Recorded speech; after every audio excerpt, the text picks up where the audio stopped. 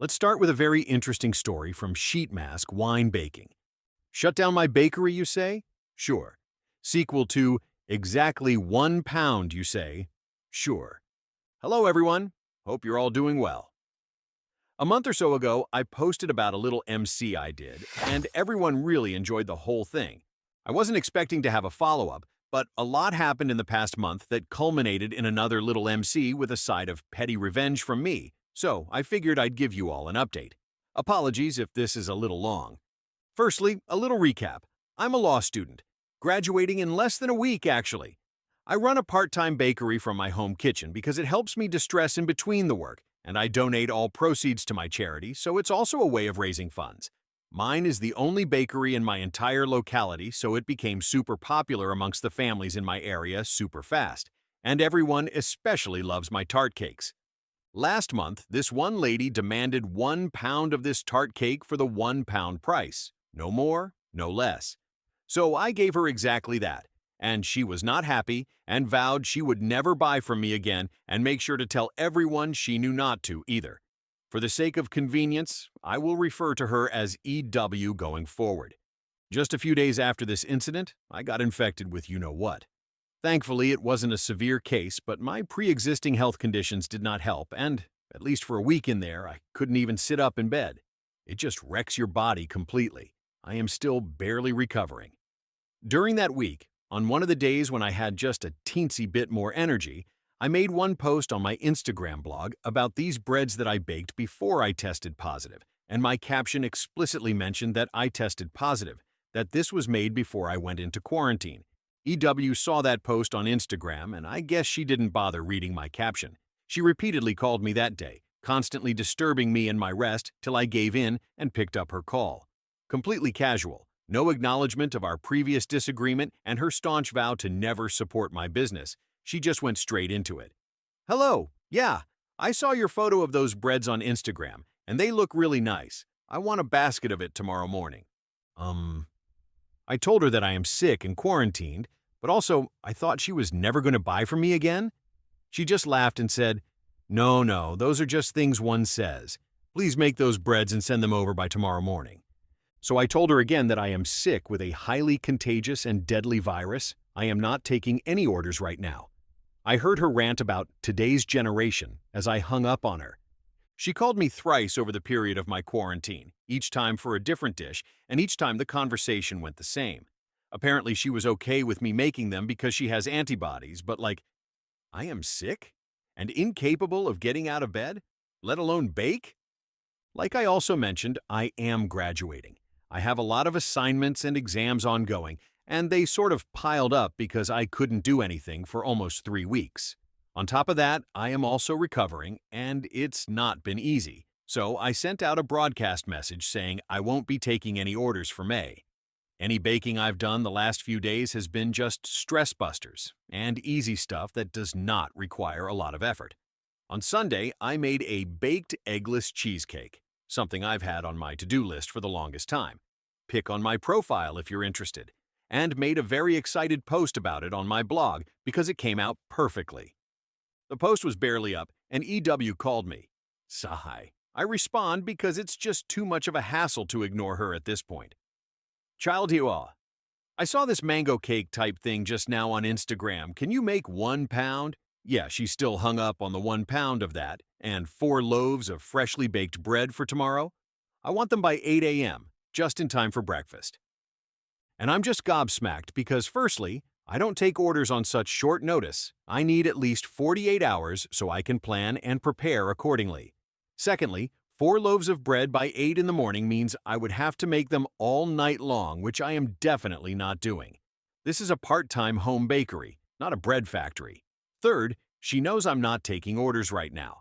So I told her all of this, and boy, she was pissed. She started ranting about how unprofessional I am, how she's tried so many times to place orders with me, but I'm highly irresponsible and losing out on so many orders, and then ended it all with, if you don't know how to run a bakery, then close it and go back to doing whatever you were doing before. Here's the thing, I will officially be a lawyer in July. I knew when I started, this wasn't a long-term thing. After I graduate, I will barely have time to bake. Forget baking professionally.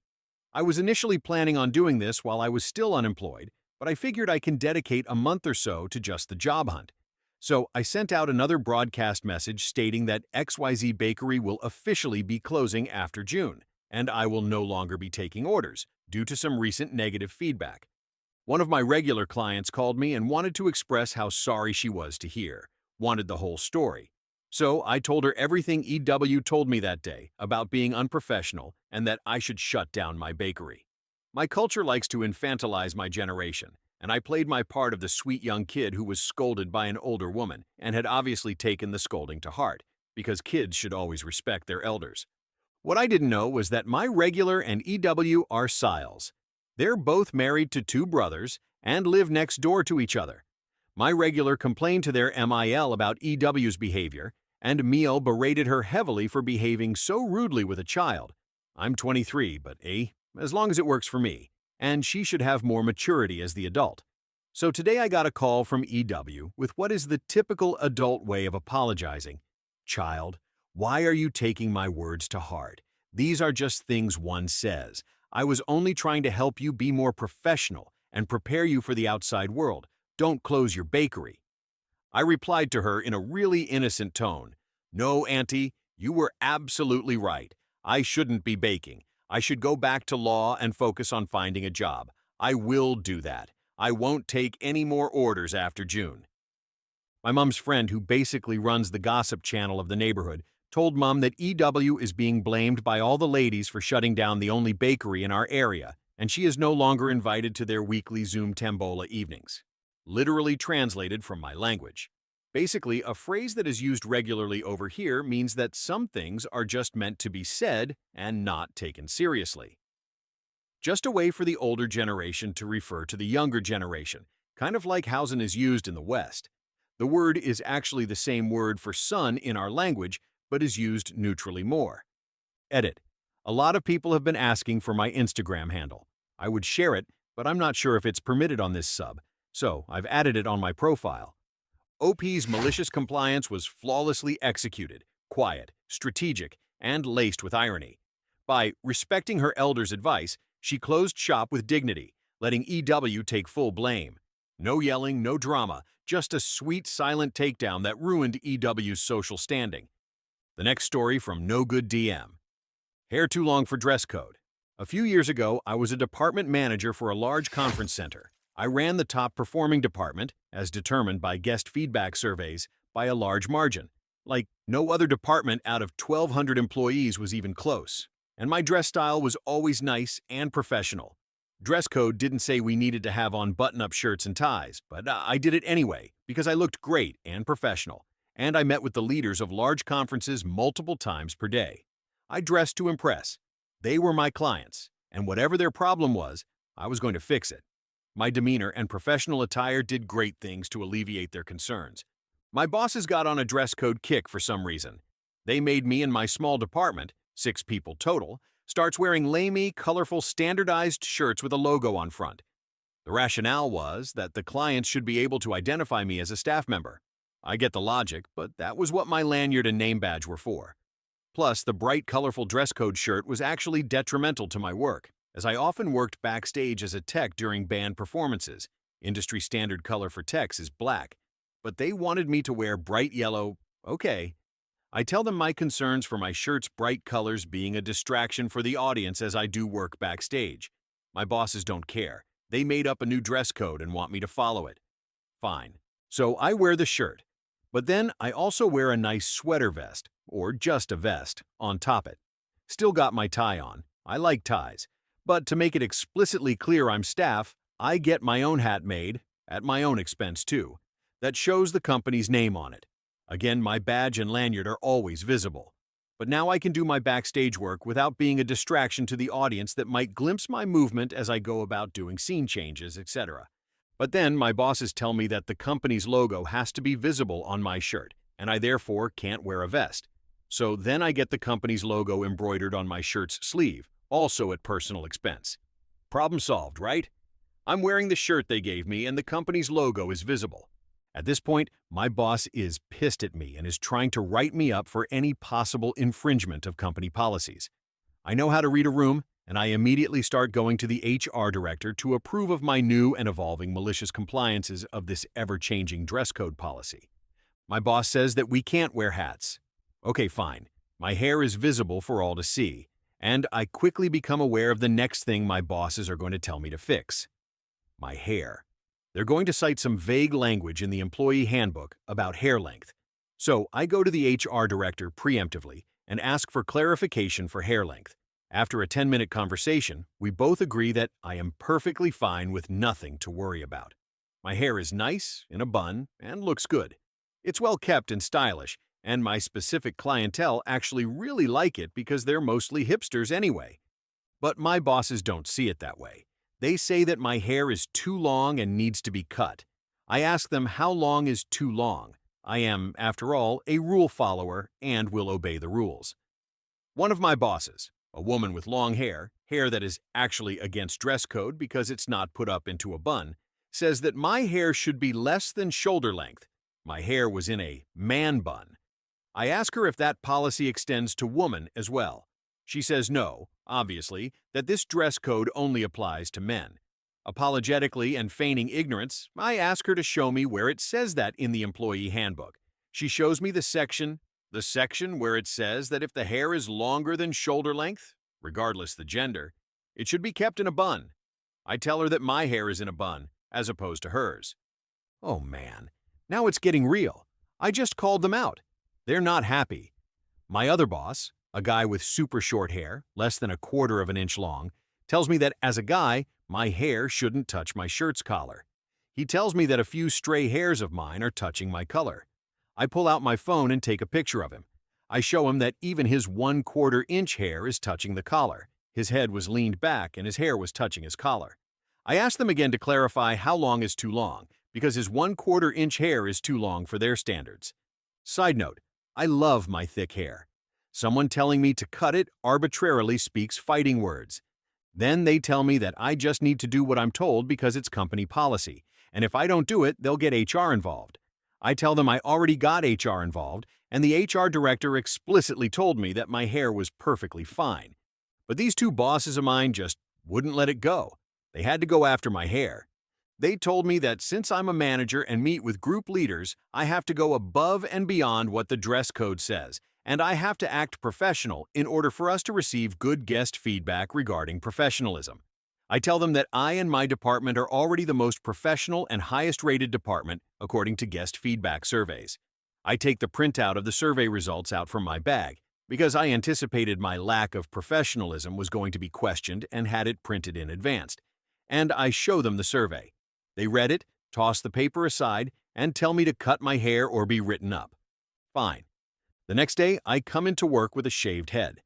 They never told me to cut my hair again because I look far worse with no hair. Coincidentally, they also let me wear my hat again, haha, but only because my shaved head was a sore sight.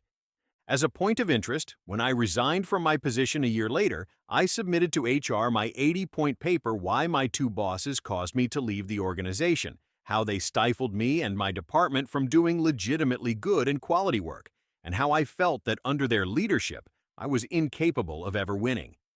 A month after I left, I heard from a friend and previous coworker who was still at the company that my direct boss was forced to retire, and my other boss was fired.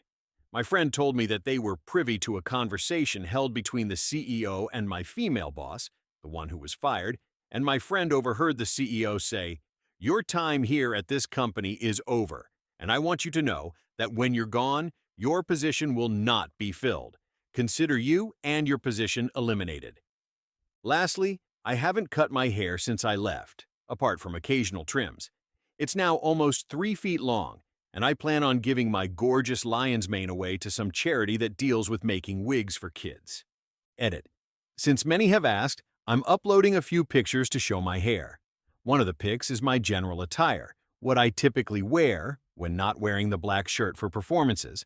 One is with my hair curly, photo taken last year though, and the other was taken last October for Halloween when I was a peace-loving hippie.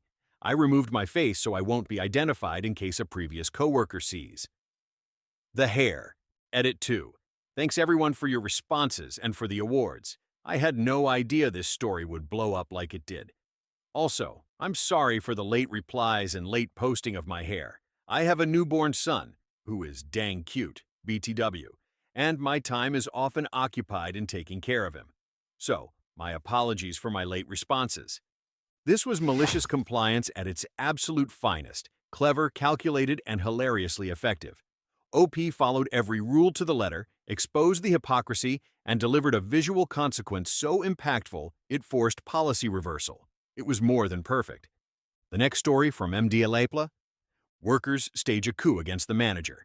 Circa 2005, I switched jobs. The new job came with an awesome perk. 3 months working in Spain, I lived back then in Argentina, all expenses paid, earning my salary plus an extremely generous per diem. For me, it was awesome. It meant that I would get pretty much the salary of a year in 3 months, plus the opportunity to visit Europe and travel for the first time. The caveat was that the project was a nightmare. The consulting company that hired me had won a really big bank project and overpromised. We had to finish the project in a really impossible time frame. That's why I was going there. It was kind of an all-hands-on-deck situation.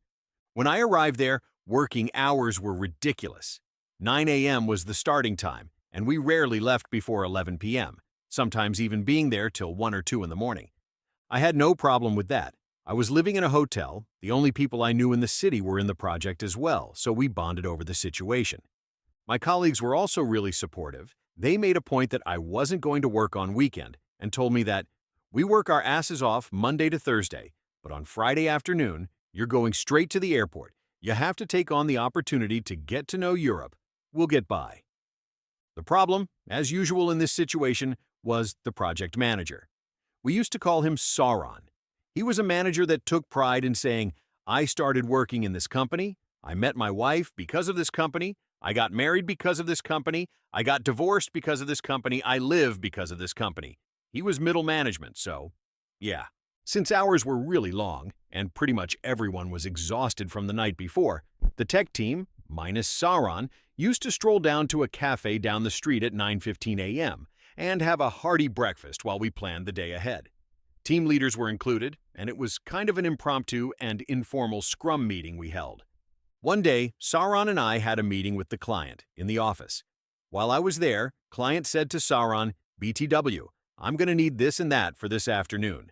And Sauron said, okay, I'll go down to the bullpen and ask someone for that. Be right back. Just keep on with the meeting and I'll join when I get back. But he never came back.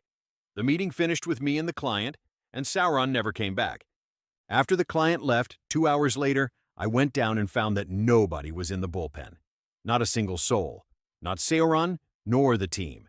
And then I heard screaming from one of the meeting rooms. I opened the door and found the whole team shouting at Sauron, and Sauron shouting back. Sauron was furious because the team was at the cafe. The team was furious because he had no right to be angry about that, since everybody worked an insane amount of overtime with no complaints. And Sauron said, I don't f***ing care. You're hired to start your work at 9 a.m. You have to be here at your desks at that time. That's what we're paying you bums for. One of the team leaders, seeing that this was going nowhere, said okay and ended the meeting. Sauron pretty much disappeared all day having meetings and such. And then, at 7 p.m., we all left. Since Sauron asked us to work the hours they were paying us to work, we finished the shift and left. And we did that the next day, and the next one as well. We did it for a whole week. Sauron missed a couple of milestones and got an earful by the client and his bosses. Sauron realized his screw-up. He became docile and never complained about anything else, not the cafe meetings and not even about the seldom longer than usual lunch. We did work a lot more hours than what he was paying us for, but the environment became more relaxed, and Sauron made a point of trying to be at the bullpen the shortest time possible. TLDR, at a project working an insane amount of overtime, the boss complains about people doing a relaxed cafe breakfast start-of-day meeting, so the whole project stops doing overtime until the boss stops complaining and basically disappears. P.S. I know that Sauron got away with what he wanted. We just wanted him to let us work the way we wanted to. This was a flawless example of malicious compliance. OP's team followed the rules to the letter, stripping away all unpaid overtime. The result? Project delays, managerial humiliation, and total behavioral change.